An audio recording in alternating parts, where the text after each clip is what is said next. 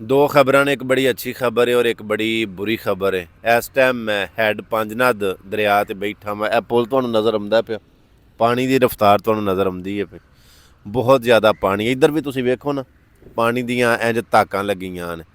Kong Punjabi दे विच इहनूं आख्या जांदा, Kong चढ़ी। अच्छी खबर ये वे कि पानी की सतह अगे नालों घटी, यानी कि बड़ी तेज़ी दे नाल पानी लहिंदा पिया, मजीद पानी नहीं आउंदा पिया। ਜਿਹੜੇ ਝੂਠੀਆਂ ਖਬਰਾਂ ਦਿੰਦੇ ਨੇ ਪਏ ਕਿ ਦਰਿਆ ਦੇ ਵਿੱਚ ਪਾਣੀ ਮਜ਼ੀਦ ਆ ਰਿਹਾ, ਉਹ ਝੂਠ। ਪਾਣੀ ਲਹਿੰਦਾ ਪਿਆ। ਔਰ ਅੱਜ ਤਾਰੀਖ ਜਿਹੜੀ 17 ਹੈ, ਬੁੱਧ ਦਾ ਦਿਹਾੜਾ ਹੈ, ਸ਼ਾਮ ਦੇ 5 ਵਜੇ ਨੇ। ਮੈਂ ਫੀਲਡ ਦੇ ਵਿੱਚ ਹੀ ਸਾਂ, ਯਾਨੀ ਕਿ ਗਰਾਊਂਡ ਦੇ ਵਿੱਚ ਬੜਿਆਂ ਦਿਨਾਂ ਤੋਂ। ਹੁਣ ਮੈਂ ਬਾਹਰ ਆ ਕੇ ਮਹਿਜ਼ ਰੱਖ ਮੈਂ ਪੈਗਾਮ ਦੇ ਛਣਾ ਕਿ ਅੱਛੀ ਖਬਰ ਹੈ ਕਿ ਪਾਣੀ ਮਜ਼ੀਦ ਨਹੀਂ ਆ ਰਿਹਾ, ਪਾਣੀ ਘਟਦਾ ਪਿਆ। ਪਾਣੀ ਆਪਣੀ ਸਤ੍ਹਾ ਜਿਹੜੀ ਦਰਿਆ ਦੀ ਹੈ ਨਾ, ਲੈਵਲ ਨਾਰਮਲ ਉਸ ਸਤ੍ਹਾ ਦੇ ਉੱਤੇ ਆ ਰਿਹਾ। ਇਹ ਅੱਛੀ ਖਬਰ ਹੈ।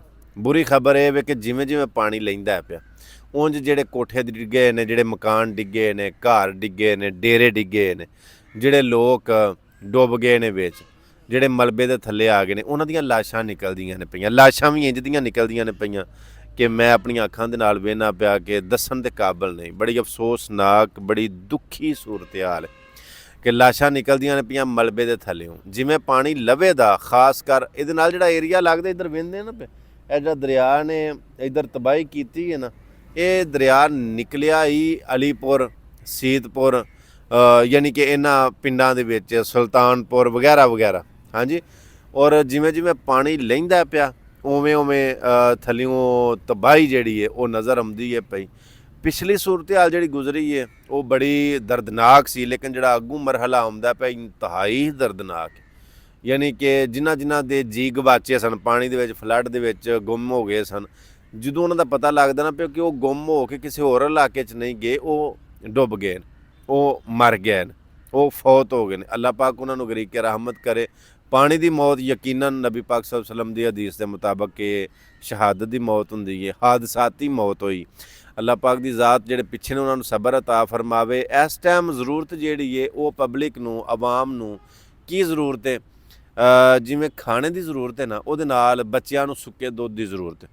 ਜਿਹੜੇ ਛੋਟੇ ਬੱਚੇ ਨੇ ਨਾ, ਸਾਲ ਡੇਢ 2 ਸਾਲ ਦੇ ਬੱਚੇ ਨੇ, 6 ਮਹੀਨੇ ਦੇ ਬੱਚੇ ਨੇ, ਇਹਦੇ ਨਾਲ ਮੋਸਫੈਲ ਦੀ ਜ਼ਰੂਰਤ ਹੈ, ਮੱਛਰਦਾਨੀਆਂ ਦੀ ਜ਼ਰੂਰਤ ਹੈ, ਇਹਦੇ ਨਾਲ ਖੈਮਿਆਂ ਦੀ ਜ਼ਰੂਰਤ ਹੈ, ਇਹਦੇ ਨਾਲ ਸੁੱਕਾ ਯਾਨੀ ਖੁਸ਼ਕ ਰਾਸ਼ਨ ਦੀ ਜ਼ਰੂਰਤ ਹੈ, ਦਵਾਈਆਂ ਦੀ ਬੜੀ ਜ਼ਰੂਰਤ ਹੈ। ਮਲੇਰੀਆ, ਡਾਇਰੀਆ ਬੜੀ ਤੇਜ਼ੀ ਦੇ ਨਾਲ ਫੈਲਦਾ ਪਿਆ। ਯਾਨੀ ਕਿ ਜਿਵੇਂ ਜਿਵੇਂ ਪਾਣੀ ਲਹਿੰਦਾ ਪਿਆ, ਉਤੋਂ ਤਪਸ਼ ਸੂਰਜ ਦੀ, ਬਹੁਤ ਜ਼ਿਆਦਾ ਸ਼ਦੀਦ ਗਰਮੀ ਔਰ ਪਾਣੀ ਦੀ ਭੜਾਸ ਹੈ, ਉਹਦੇ ਨਾਲ ਹੈਜ਼ਾ ਬਹੁਤ ਤੇਜ਼ੀ ਦੇ ਨਾਲ ਫੈਲਦਾ ਪਿਆ। ਜਿਹੜੇ ਸਾਡੇ ਵੇਖਣ ਵਾਲੇ ਅਪਰ ਪੰਜਾਬ ਤੋਂ ਨੇ, ਉਹਨਾਂ ਨੂੰ ਆਖਾਂਗਾ, ਮੈਂ ਇਸ ਟਾਈਮ ਕਾਫੀ ਦਿਨਾਂ ਤੋਂ ਜਨੂਬੀ ਪੰਜਾਬ ਦੇ ਵਿੱਚ ਆ। ਇਹ ਮੁਲਤਾਨ ਤੋਂ 4 ਘੰਟੇ ਦਾ ਅੱਗੇ ਸਫ਼ਰ ਹੈ, ਯਾਨੀ ਕਿ ਅੱਗੇ ਮੁਜ਼ੱਫਰਗੜ੍ਹ ਆਉਂਦਾ, ਮੁਜ਼ੱਫਰਗੜ੍ਹ ਤੋਂ ਅੱਗੇ ਅਲੀਪੁਰ, ਸੀਤਪੁਰ।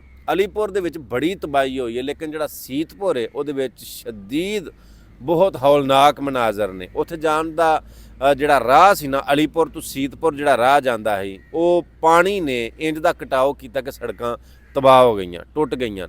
ਹੁਣ ਨਾ ਪੁਲ ਬਣਦਾ ਪਿਆ, ਲੋਹੇ ਦੇ ਪੁਲ। ਕੋਈ ਕਹਿਣ ਵਾਲੇ ਆਉਂਦੇ ਨੇ ਕੋਈ ਆਰਮੀ ਬਣਾ ਦਈਏ ਪਏ, ਕੁਝ ਲੋਕ ਆਉਂਦੇ ਨੇ ਪਏ ਕਿ ਉਹ ਇੱਥੋਂ ਦੇ ਜਿਹੜੇ ਸਰਦਾਰ ਨੇ, ਜਤੋਈ ਬਰਾਦਰਾਨ, ਉਹ ਬਣਾਉਂਦੇ ਨੇ ਪਏ। ਖੈਰ, ਜਿਹੜਾ ਵੀ ਬਣਾਉਂਦਾ ਪਿਆ, ਪੁਲ ਅਜੇ ਤੱਕ ਬਣਿਆ ਨਹੀਂ।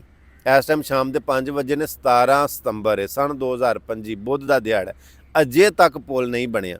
ਅੱਗੇ ਜੇ ਜਾਣਾ ਹੁੰਦਾ, ਸੀਤਪੁਰ ਜਾਣਾ ਹੁੰਦਾ, ਤੇ ਕਿਸ਼ਤੀ 'ਤੇ ਬਹਿ ਕੇ ਜਾਣਾ ਹੁੰਦਾ। 4 ਘੰਟੇ ਮੁਸਲਸਲ ਅਲੀਪੁਰ ਤੋਂ ਕਿਸ਼ਤੀ ਚੱਲਦੀ ਅਤੇ ਫਿਰ ਸੀਤਪੁਰ ਪਹੁੰਚਿਆ ਜਾਂਦਾ। ਸੀਤਪੁਰ ਦੇ ਜਿਹੜੇ ਮਨਾਜ਼ਰ ਨੇ ਉਹ ਅਲੀਪੁਰ ਤੋਂ ਕਿਤੇ ਅੱਗੇ ਤਬਾਹੀ। ਲੇਕਿਨ ਅੱਲਾਹ ਕੋਲੋਂ ਦੁਆ ਹੈ ਕਿ ਅੱਲਾਹ ਪਾਕ ਦੀ ਜ਼ਾਤ ਪਿੱਛੋਂ ਹੀ ਬੜਾ ਪਾਣੀ ਨਾ ਆਵੇ ਮਜ਼ੀਦ, ਅਤੇ ਇਹ ਜਿਹੜਾ ਪਾਣੀ ਹੈ ਇਹ ਲੱਥੇ ਅਤੇ ਜੋ ਅਗਲਾ ਮਰਹਲਾ ਹੈ ਉਹ ਸ਼ੁਰੂ ਹੋਵੇ। ਔਰ ਇਨਸ਼ਾਅੱਲਾ ਉਮੀਦ ਹੈ ਕਿ ਦਿਹਾੜੇ 2-3 ਦੇ ਵਿੱਚ ਪਾਣੀ ਕੰਮ ਹੋ ਜਾਏਗਾ, ਮਜ਼ੀਦ ਕੰਮ ਹੋ ਜਾਏਗਾ। ਮੈਂ ਇੱਥੇ ਗਰਾਊਂਡ ਦੇ ਵਿੱਚ ਹੀ ਹਾਂ, ਫੀਲਡ ਦੇ ਵਿੱਚ ਹੀ ਹਾਂ। ਜਿਹੜੇ ਦੋਸਤ ਵੇਖ ਰਹੇ, ਉਹ ਸੁਣ ਰਹੇ, ਉਹਨਾਂ ਨੂੰ ਆਖਾਂ ਦਾ ਰਾਸ਼ਨ ਦੇ ਨਾਲ ਨਾਲ ਸਾਫ਼ ਪਾਣੀ ਦੀ ਬੜੀ ਜ਼ਰੂਰਤ, ਕਿਉਂਕਿ ਨਲਕਾ ਗੇੜਦੇ ਨੇ ਨਾ, ਮੋਟਰ ਚਲਾਉਂਦੇ ਨੇ, ਅਤੇ ਜਿਹੜਾ ਬਾਹਰ ਸਲਾਬ ਦਾ ਪਾਣੀ ਹੈ ਨਾ ਗੰਦਾ, ਉਸੇ ਤਰ੍ਹਾਂ ਦਾ ਨਲਕੇ ਦੇ ਵਿੱਚੋਂ ਮੋਟਰ 'ਚ ਪਾਣੀ ਆਉਂਦਾ, ਪੀਣ ਦੇ ਕਾਬਲ ਨਹੀਂ। ਸੋ ਇਨਸ਼ਾਅੱਲਾ ਅਸੀਂ ਲੱਗੇ ਹਾਂ, ਕਰ ਰਹੇ ਹਾਂ, ਕਰਨੇ ਆਪੇ। ਅੱਲਾਹ ਪਾਕ ਦੀ ਜ਼ਾਤ ਜਿੱਥੇ ਜਿੱਥੇ ਵੀ ਇਨਫਰਾਦੀ ਤੌਰ 'ਤੇ, ਇਜਤਮਾਈ ਤੌਰ 'ਤੇ, ਤਨਜ਼ੀਮੀ ਤੌਰ 'ਤੇ ਲੱਗੇ ਨੇ, ਸਾਰਿਆਂ ਦਾ ਕਬੂਲ ਫਰਮਾਵੇ। ਮਿਹਰਬਾਨੀ ਜੀ, ਦੁਆਵਾਂ 'ਚ ਯਾਦ ਰੱਖਿਓ। अल्लाह सोने दे वाले। अस्सलाम वालेकुम रहमतुल्लाहि व बरकातहू।